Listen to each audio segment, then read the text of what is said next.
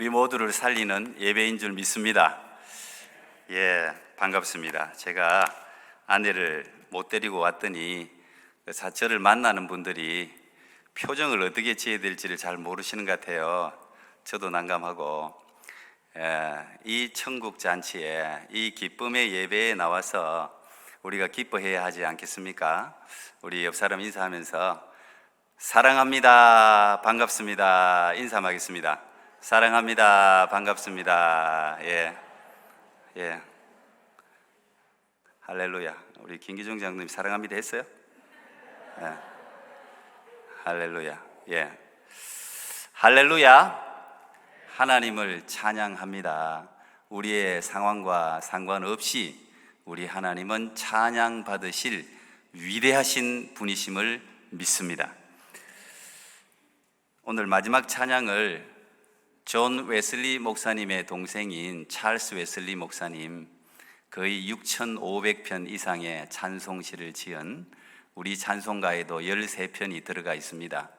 이 찰스 웨슬리 목사님이 지으신 찬송가 중에 가장 잘 알려지고 위대한 찬송이 만 입이 내게 있으면 그 입 다 가지고 내 구주 주신 은총을 다 늘 찬송하겠네, 이제 이런 찬양 가사인데, 제가 만약에 하나님을 제대로 정말 안다면 이 찬양 100번 1000번 드릴 수 있을 것 같아요.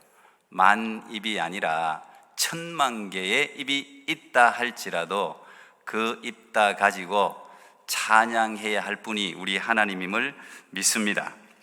지금도 우리 성도님들 중에서도 오늘 아파서 예배 참여하지 못하신 분들이 여러 분 계신데, 그분들은 곧 조금 쉬고 약 먹고 하면 회복될 텐데, 그러나 회복을 기대할 수 없는, 반전의 상황을 기대할 수 없는 그런 고난과 고통 가운데 잊혀진 사람들도 실제로 많이 있습니다. 전쟁터에서 지금도 젊은 애들은 러시아와 우크라이나의 전쟁을 보면서 요즘 시대가 어떤 시대인데 전쟁이 일어나? 이렇게 퀘스천을 던지는 제가 질문을 실제로 많이 들었습니다. 그런데 현실이죠. 예. 인간의 역사는 언제나 전쟁의 역사였습니다. 얼마나 멈추고 있느냐, 휴전기를 얼마나 가진하였지 항상 전쟁이 있었어요. 지금도 전쟁터에서 고난과 고통, 그 암흑 가운데 있는 분들이 있죠. 실제로 병실에서 제 아내와 같이 암뿐만 아니라 정말 기이한 병들이 너무도 많이 있습니다. 병원에 있으면 정말 안타까운 병들이 많이 있는데, 그 병실에서 싸우고 있는 그런 분들 계시죠.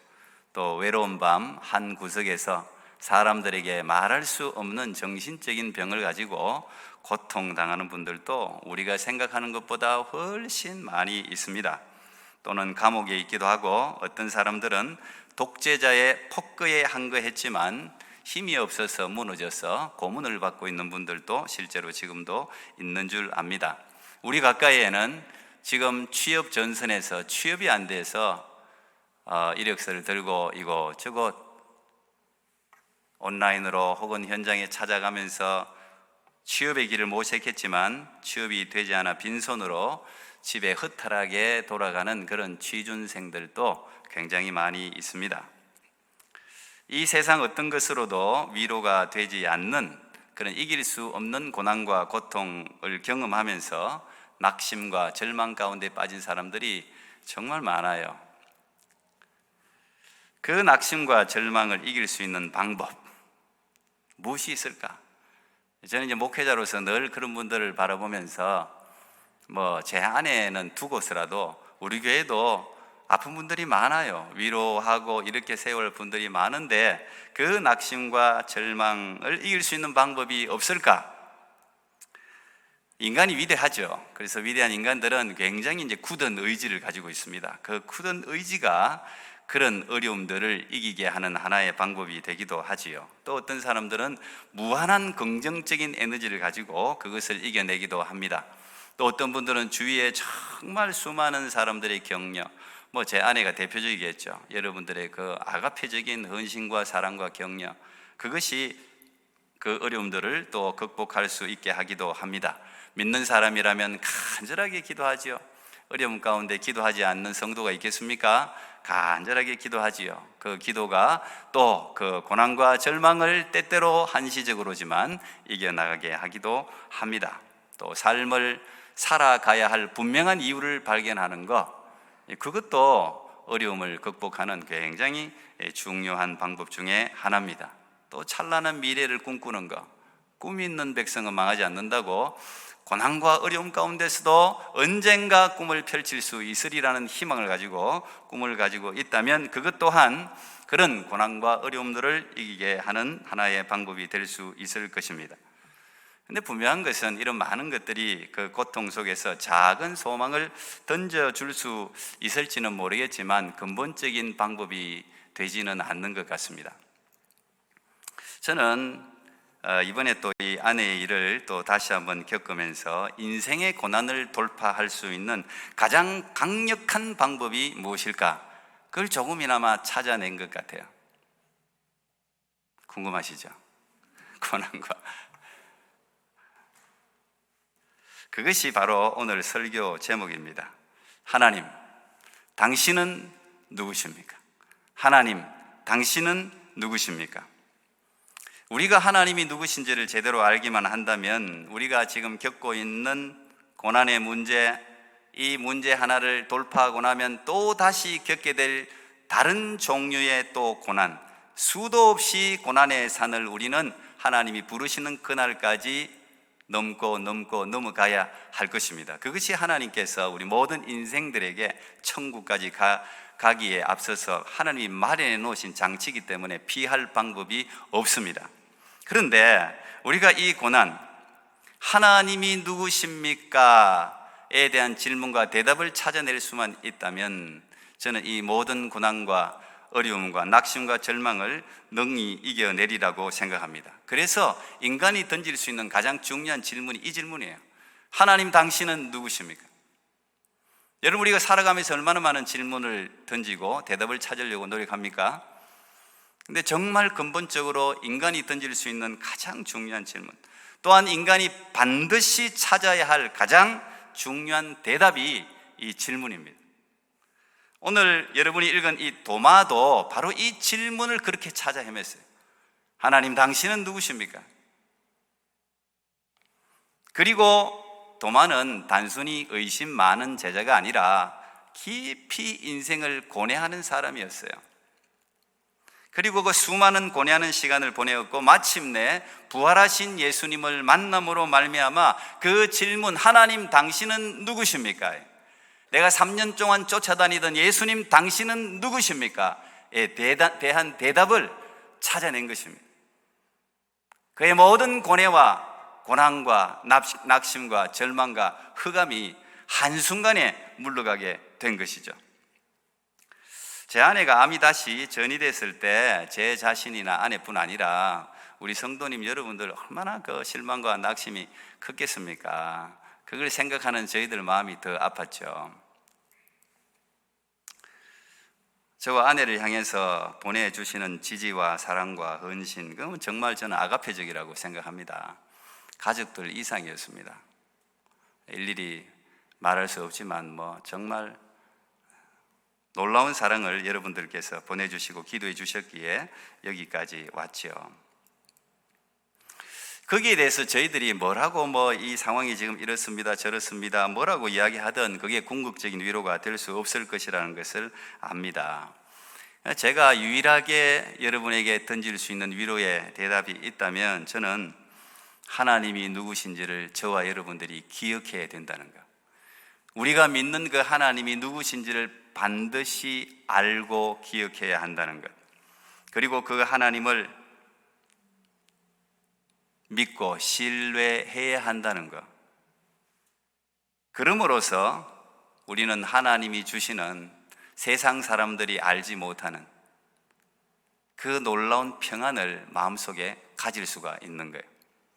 그건 어떤 상황이 우리에게 줄 수 있는 평안이 아니에요. 이 하나님께서 누구신가를 우리가 알게 될 때, 하나님이 누구신지에 대한 지식이 내 마음에 찰 때, 거기로부터 찾아오는 확신과 평안은 설명할 수가 없어요. 저는 우리 모두가 그런 은혜를 누릴 수 있기를 바랍니다. 날마다 고뇌 속에 있었던 도마, 오늘 이 이후의 이 삶, 사실 요한복음의 하이라이트는 오늘 이 20장이에요. 요한복음이 1장부터 21장까지 쭉 이어오면서 가장 하이라이트, 클라이막스, 이야기하고자 하는 것은 이 도마의 신앙 고백이었어요. 예수님이 누구신지를 발견하고 난 이후에 도마의 마음속에 찾아왔을 그 확신과 평안과 사명과 자기가 가야 할 길에 대한 분명한 그 길에 대한 알미, 도마의 삶을 어떻게 바꾸었는지는 우리가 도마의 전성을 보면 알게 됩니다. 도마의 삶은 그때부터 완전히 달라졌어요. 제 안에 암이 전이 되고 난 후에 사실 지금 2년 6개월 동안 매주 아내를 위해서 기도해 주신 목사님이 계세요. 늘 매주 그 시간에 맞춰서 그렇게 기도를 해 줬어요. 그러니까 혼자 있는 아내에게는 굉장히 큰 위로와 힘이 되었죠. 본인이 그렇게 열심히 2년 6개월 동안 기도를 했기 때문에 아내가 치유되었다, 이제 돌아간다고 할 때 얼마나 기쁘겠습니까? 진짜 자기 일 이상으로 기뻐하셨죠.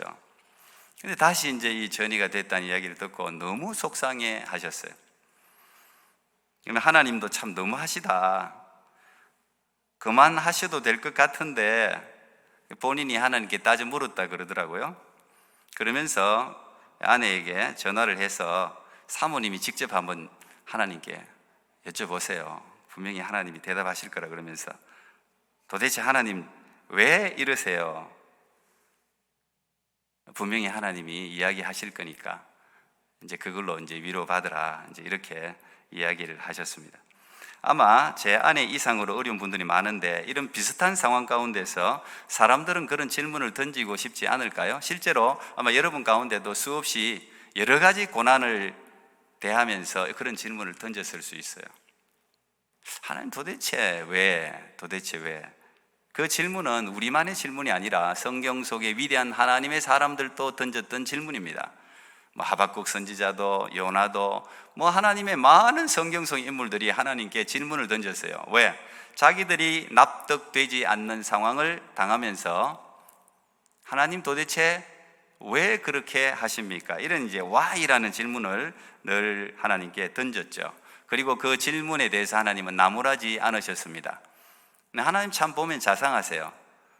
의심이 있던 어떤 질문이든 하나님은 오늘 도마에게 친히 찾아가신 것처럼 기도원도 마찬가지고 그 연약한 믿음을 나무라지 않으시고 일일이 대답해 주셨어요.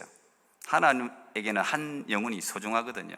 한 사람이라도 일어서기를 바라시거든요. 저도 어쩌면 수없이 이런 질문들을 던지면서 지금까지 목회를 해왔습니다. 지금도 제 마음속에는 수많은 질문들이 있겠죠?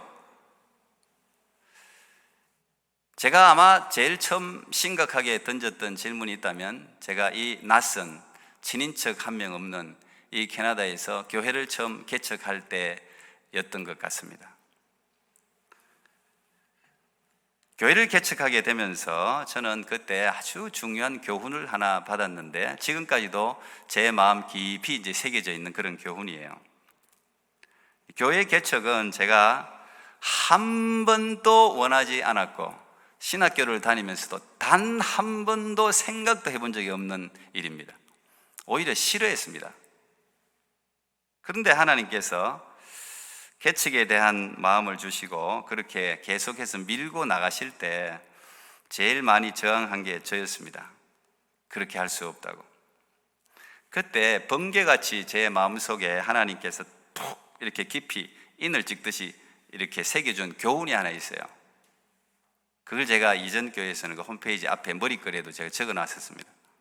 그게 뭐냐 하면, asking 보다 더 중요한 것은 obeying이다 라는 사실이에요. 신앙생활을 하면서 하나님께 우리는 수많은 질문을 갖고 있는데, 그 질문보다 더 중요한 것은 순종이에요. 저는 그때 그 하나님이 깊이 도장처럼 새겨준 그 문장 하나, asking 보다 중요한 것은 obeying이다.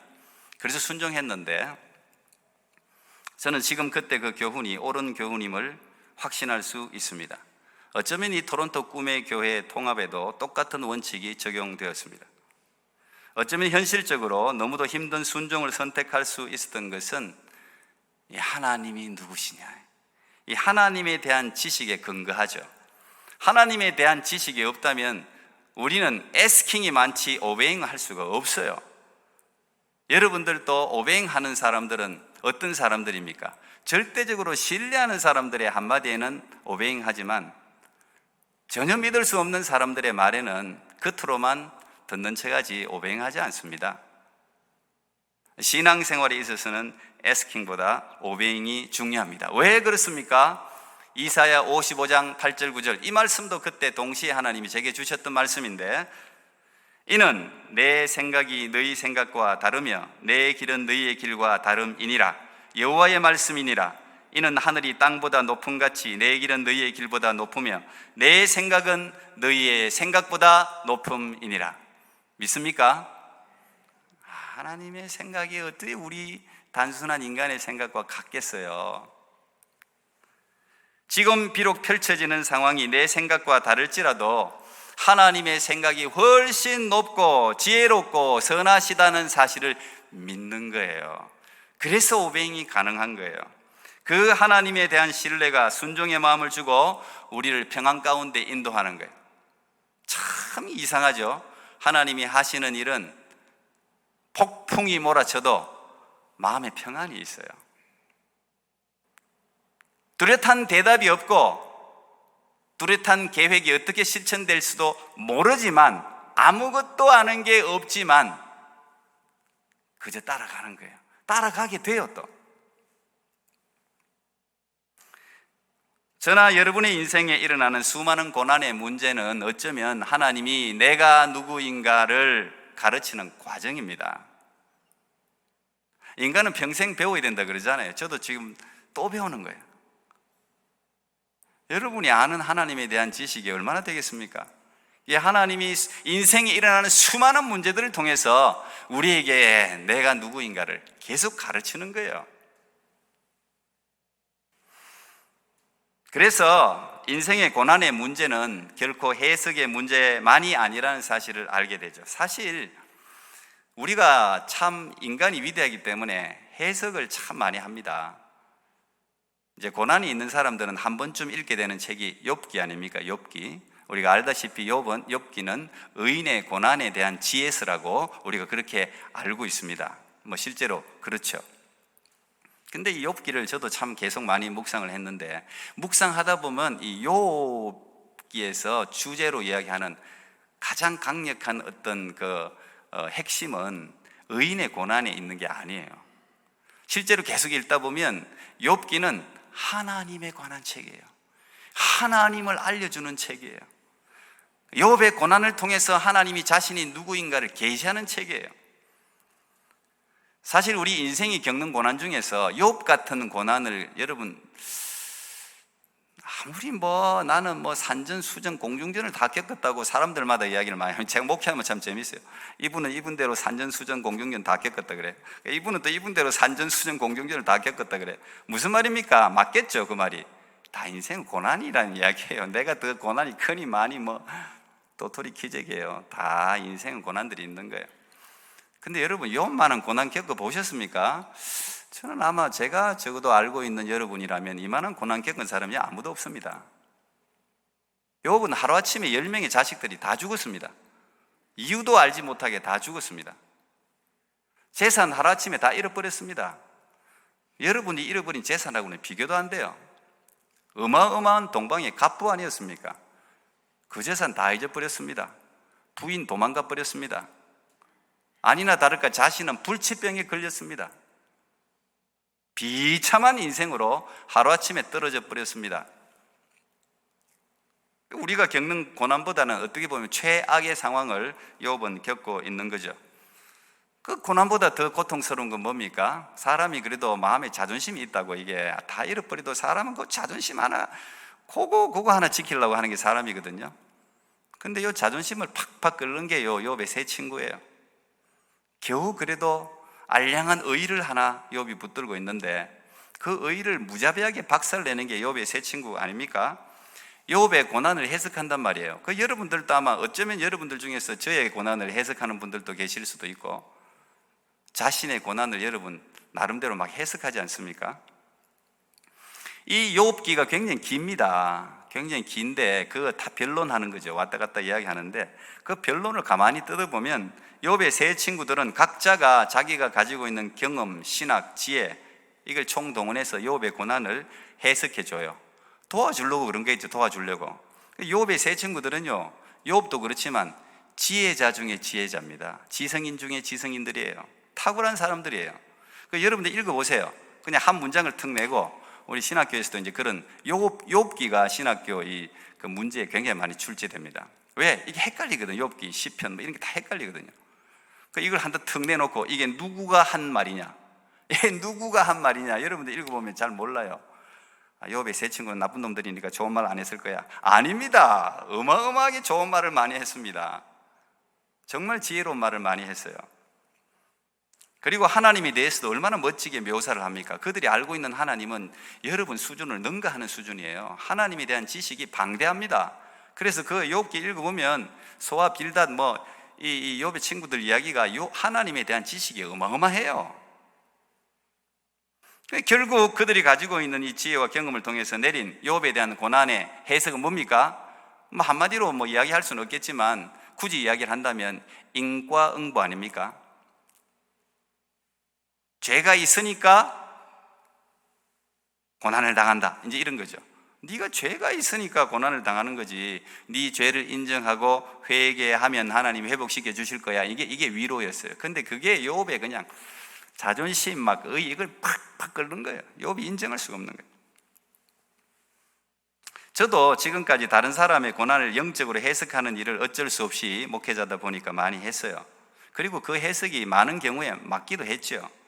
제게 닥친 일도 제 아내의 일도 마찬가지입니다. 제 나름대로 해석을 하고 있죠. 지금도 하고 있습니다. 그리고 결론을 나름대로 도출해 왔습니다. 어쩌면 제가 알고 있는 이 미천한 수준의 하나님에 대한 지식과 믿음 그리고 영적인 해석이 지금까지 그래도 크게 슬퍼하거나 고난 가운데 빠지지 않고 감사하면서 여기까지 오게 했어요. 잘 버텨 올 수 있도록 도와줬습니다. 많은 기여를 분명히 했어요. 실제로 해석이 중요하죠. 똑같은 사건을 만나도 어떤 사람 해석은 굉장히 부정적이고 어떤 사람 해석은 굉장히 긍정적이에요. 어떤 사람 해석은 굉장히 세상적이고 어떤 사람 해석은 굉장히 영적이에요. 그건 여러분 수준으로 해석하는 거예요. 해석을 고난이나 사건에 대해서 해석을 잘하면 인생을 더 보람차게 살 수 있는 건 사실이에요. 인간이 위대하거든요. 그 실제 문제보다 이 마음이 중요해요. 어떻게 해석하고 내 마음 먹느냐에 따라서 마음 먹기 나름이라 그러지 않습니까? 세상 사람들도 그래요. 그러면 헤쳐나간다고 희한하다고요. 인간이 위대해요.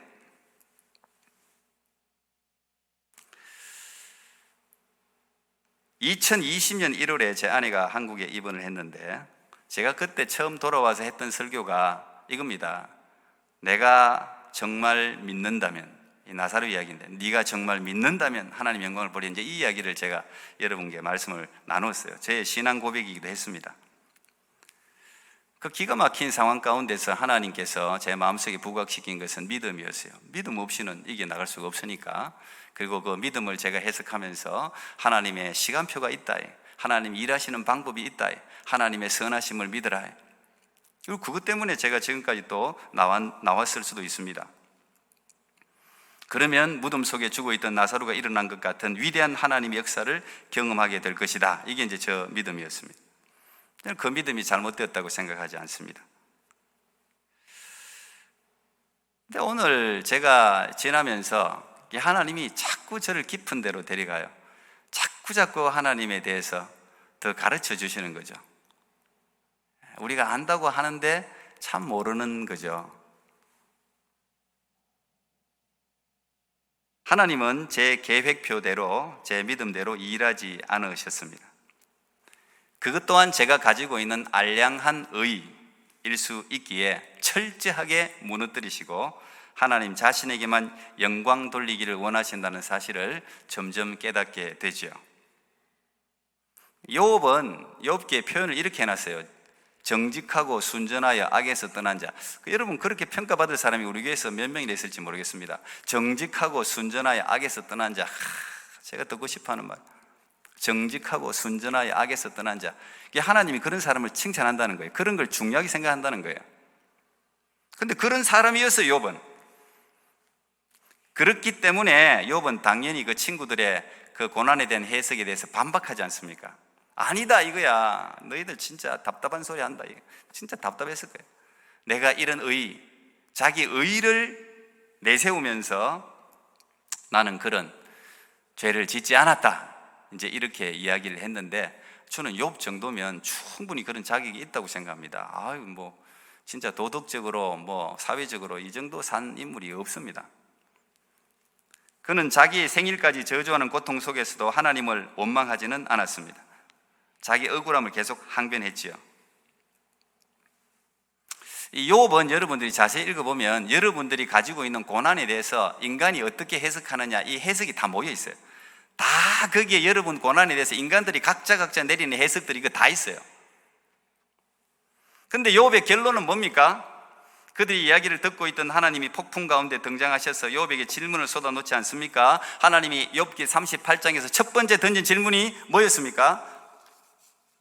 그때에 여호와께서 폭풍 가운데 욥에게 말씀하여 이르시되 무지한 말로 생각을 어둡게 하는 자가 누구냐? 무지한 말로, 여러분 영어를 읽어보면 무지한 말로 생각을 어둡게 하는 자가 누구냐? 이 사실 충격적인 이야기. 하나님이 딱 폭풍 가운데 나타나서 욥에게 하는 말이, 너 욥 허리를 딱 묶고 나한테 대답해 하면서 하는 말이, 제일 먼저 하신 말이 이 무식한 놈아, 이 말이 한마디로 이 무식한 놈아, 이 무지한 놈아, without knowledge라고 되어 있잖아요. 넌 지식도 아무것도 없다 이 말이에요. 이 무지한 놈, 무식한 놈. 야, 전 충격받았습니다. 이걸 묵상하면서. 욥은 지혜자예요. 탁월한, 오늘날로 이야기하면 지성인 중에 지성인, 엘리트 중에 엘리트입니다. 근데 하나님께서 이 무지한 놈, 아무것도 모르는 놈이 내가 하는 일에 대해서 이걸 혼돈시킨다. obscures, 다른 영어에는 그렇게 나와 있어요. 이걸 막 혼돈시킨다는 거예요. 그리고 다른 성경에는, 저기는 my counsel이라고 되어 있지만 다른 성경, 영어 성경에는 my plan이라고 그렇게 또 번역해 놨어요. 내가 가지고 있는 계획에 대해서 아무것도 모르는 놈이, 욥이 자존심 상했을 거예요. 근데 하나님이 굉장히 하나님이 합리적입니다. 네가 얼마나 무지한지를 내가 지금부터 질문할게. 아는 거 있으면 하나라도 대답해. 그러면서 질문을 막 쏟아내지 않습니까? 38장, 39장, 40장 막 쏟아내지 않습니까? 그게 땅에 기초를 놓을 때 네가 어디 있었느냐? 그러면서 우주의 기원에 대해서 이야기를 해요. 우주의 기원. 여러분, 지금도 우주의 기원을 몰라요. 과학자들이 겨우 발견 조금 했지만 유치원 수준입니다. 여러분, 뭘 압니까? 지금 무슨 가뭄에 대한 대책이 있습니까? 코로나에 대한 대책이 있습니까?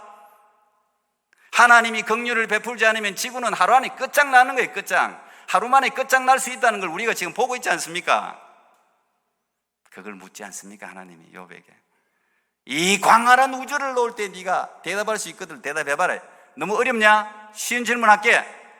그리고는 하마라든지 네가 보고 있는 사냥이라든지 독수리라든지 그거 묻잖아요. 자연, 그건 아니? 없어요. 욥은 자기가 똑똑한 줄 알았어요. 없어. 욥은 하나도 대답하지 못했습니다. 그리고 뒤에 보면 욥이 입을 가렸다. 저는 입을 가릴 뿐입니다. 아우, 요 요망한 입. 이거 우리가 해야 될 것 같아요. 저도 수도 없이 해야 돼. 요 요망한 입, 요 입. 요 알랑알랑한 요 혀, 뱀의 혀 같은 입.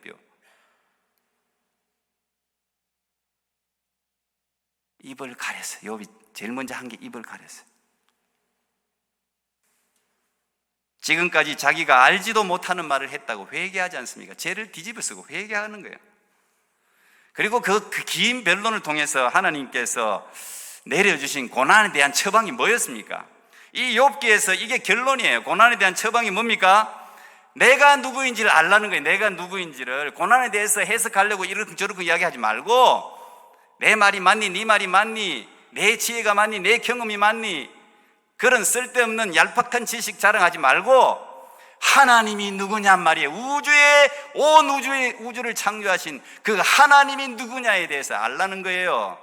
그게 고난에 대한 해답이었어요. 그게 처방전이에요. 인간의 모든 문제는 결국 하나님을 아는 것, 하나님을 인정하는 것, 거기서 끝나버려요. 그거 알면 끝이에요. 출애굽기를 비롯해서 여러분 구약 성경을 자세히 살펴보십시오. 출애굽기에 홍해를 가르고 난 후에 하나님이 무슨 말씀을 하셨는지, 에스겔서의 수많은 이방 나라들을 심판하고 난 뒤에 하나님이 무슨 말씀을 하시는지 계속 반복되는 말이 있어요. 특히 에스겔 같은 경우는 계속 반복됩니다. 여러분, 하나님 말씀을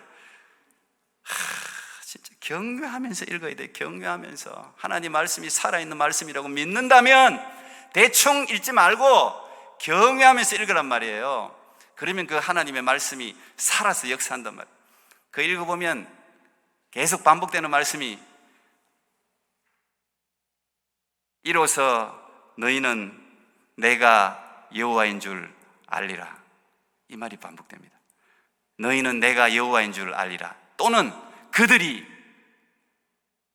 내가 페르시아에, 내가 바벨론에 심판을 하고 난 후에 그 심판이 내릴 때 그것을 바라보면서 그들이 하는 말은 그들이 내가 여호와인 줄을 알리라. 계속 반복되는 말이에요. 무슨 말입니까? 하나님이 이 우리의 인생, 이 역사 가운데 이 사건을 일으키는 이유들은 내가 누구인지 알라는 거예요. 이 천지 만물을 창조하고 지금까지 섭리 가운데 너희들이 안전하고 평상시 상식적으로 계획한 대로 살아갈 수 있게 한 게 누구인지를 알아라는 거예요. 여러분, 이 코로나로 통해서도 교훈을 못 받는다면 전 세계는 멍청이 중에 멍청이에요. 뭐 미국이고 러시아고 할 거 없어요. 멍청이 중에 멍청이에요. 코로나, 가뭄, 몇백 년 만에 처음이고 멍청한 거예요. 이 사건을 통해서 하나님을 알아야 되는 거예요. 믿는 사람이든 믿지 않는 사람이든 상관없어요. 이 하나님을 알아야 되는 거예요. 거기서 재앙이 멈추는 거예요. 거기서 고난이 멈추는 거예요. 거기서 새로운 인생이 출발하는 거예요. 우리 하나님이 우리에게 알기를 원하는 것은 바로 그것입니다. 인생의 가장 큰 축복은 하나님이 누구신지를 아는 데 있습니다. 믿습니까? 그게 가장 큰 축복이에요. 인생의 가장 큰 비극은 하나님을 모르는 거예요. 하나님을 모르는 것만큼 큰 저주와 비극이 없어요.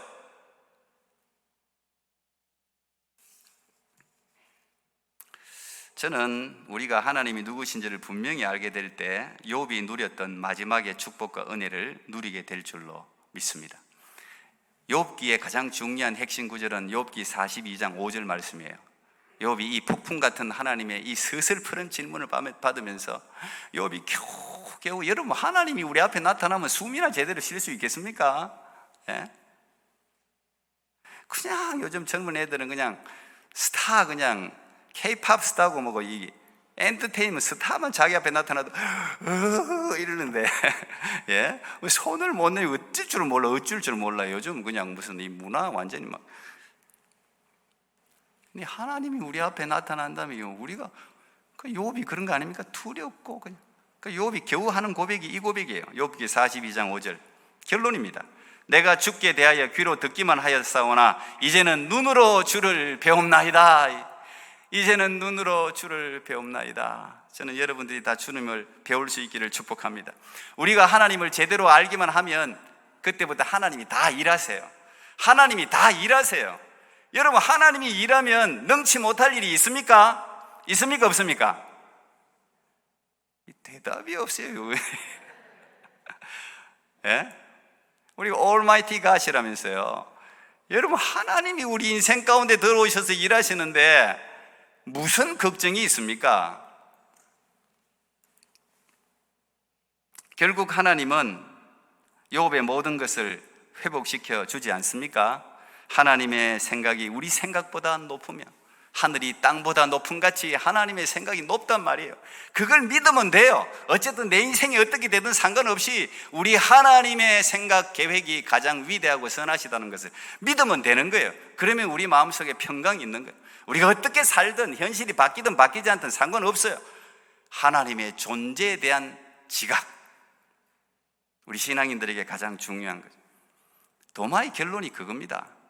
여러분, 도마는 디두모, 도마 이렇게 나와요. 디두모라는 말이 이게 헬라어 아닙니까? 도마라는 말은 아람어입니다. 그 뜻은 똑같아요. 트윈, 쌍둥이라는 뜻이에요. 그 도마는 쌍둥이에요. 근데 어떤 신학자가 한 그 해석이 저는 참 마음에 오고 저는 맞다고 생각하는데, 이 도마와 쌍둥이가 누구냐? 나라는 거예요. 도마와 쌍둥이가 누구냐? 이 현대를 살아가는 모든 크리스찬이에요. 현대를 살아가는 모든 크리스찬들이 도마하고 똑같아요. 어떤 면에서 굉장히 현실주의적이야. 믿는다고 하면서 얼마나 현실주의적인지 몰라요. 얼마나 계산적인지 몰라요. 얼마나 이성적인지 몰라요. 저는 우리 아내의 주치의를 보면서도, 그분도 크리스찬인데 현대 크리스찬의 딱 표본이라고 생각했어요. 아주 위치도 있고 신앙생활도 잘하죠. 그런데 거기까지요. 이성적이고 현실적이고 보지 않으면 믿지 않고. 도마가 그렇지 않습니까? 우리가 쌍둥이라니까요. 도마에 대해서 여러분들은 낮게 평가하는데 절대 여러분 도마를 깊이 관찰하면, 저는 깊이 성경의 도마의 구절 모든 걸 찾아보면서 제가 설교도 한 적이 있지만 깊이 관찰하면 참 위대한 사람입니다. 이 존재에 대해서 예수님에 대해서 엄청나게 고민하는 사람이에요. 어쨌든 다른 제자들이 다 부활하신 예수님을 봤다 그래도 자기가 안 봤으니까 그 제자들 다 믿을 만한 친구들인데도 난 내가 봐야 된다는 거야. 내가 그냥 그 못자국 만져보고 옆구리 손 넣어봐야 된다는 거예요. 근데 우리 예수님 너무 좋으시죠? 멋지지 않습니까? 나 예수님 생각할 때마다 멋져.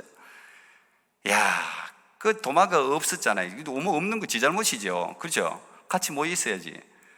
근데 어느 날은 같이 있었어. 이제 그때는 같이 있었어. 그때 예수님께서 다시 부활 후 두 번째로 나타나셨다. 누구를 위해서? 도마를 위해서. 이 도마를 위해서 나타나지 않습니까? 도마야 딱 부르잖아요. 도마야.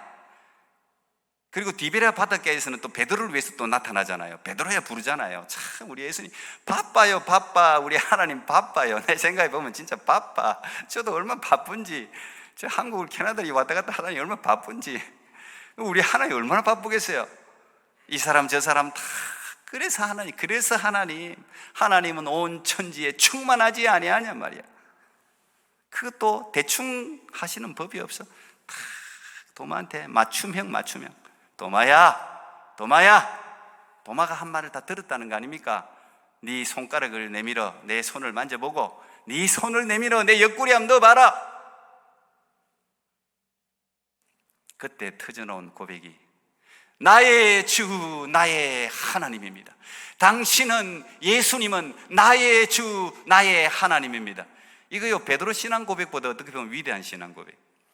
여기 나의 주, 이 주 하나님이란 뜻이거든요. 지금 유대인들은 유일신 여호와를 믿지 않습니까?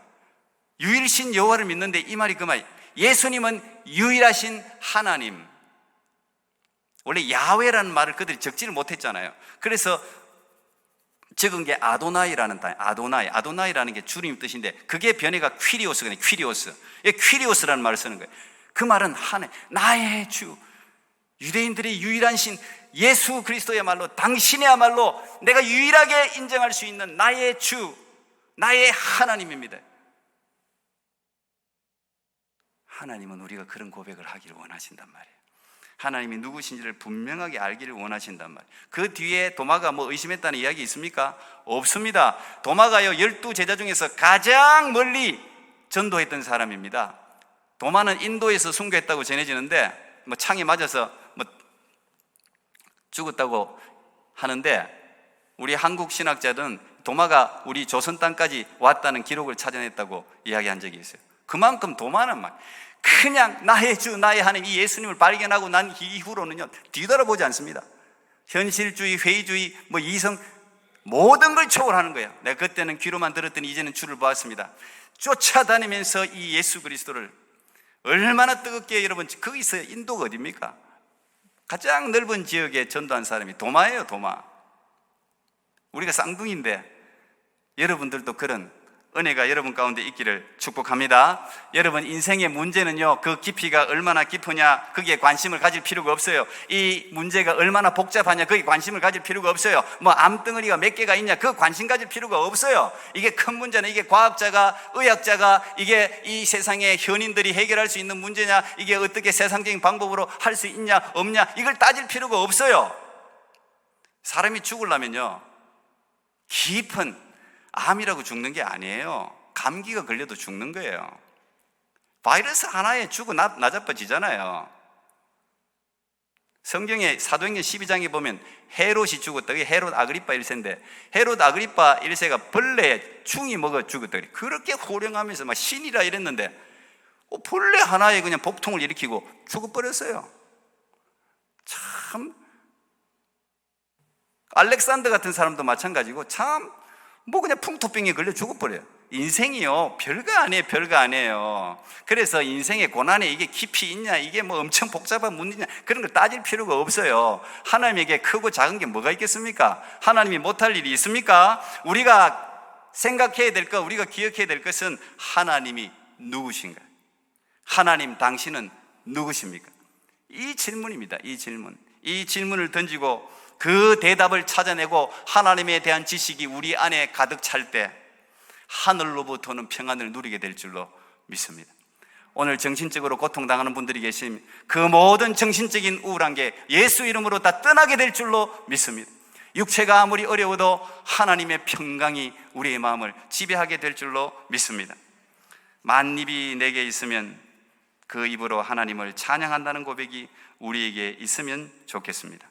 여러분 모두 살아계신 하나님이 지금도 살아계시고 여러분을 사랑한다는 그 사실, 그 예수님이 여러분을 위하여 그 모진 십자가를 지고 피 흘려 값주어 여러분들이 사신 고귀하고 위대한 존재라는 사실을 결코 망각하지 마시고, 고난과 어려움이 있다 할지라도 그 예수님 붙들고 넉넉히 이겨내어 우리 하나님께 영광 돌리는 위대한 하나님의 사람들이 되기를 축복합니다.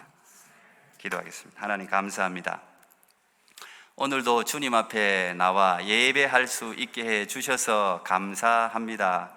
하나님, 우리 지식으로는 하나님을 알 길이 없는데 우리 하나님 너무도 우리를 사랑하셔서 내가 하나님임을 우리가 믿을 수 있도록 성령으로 우리를 도와주신 것 감사합니다.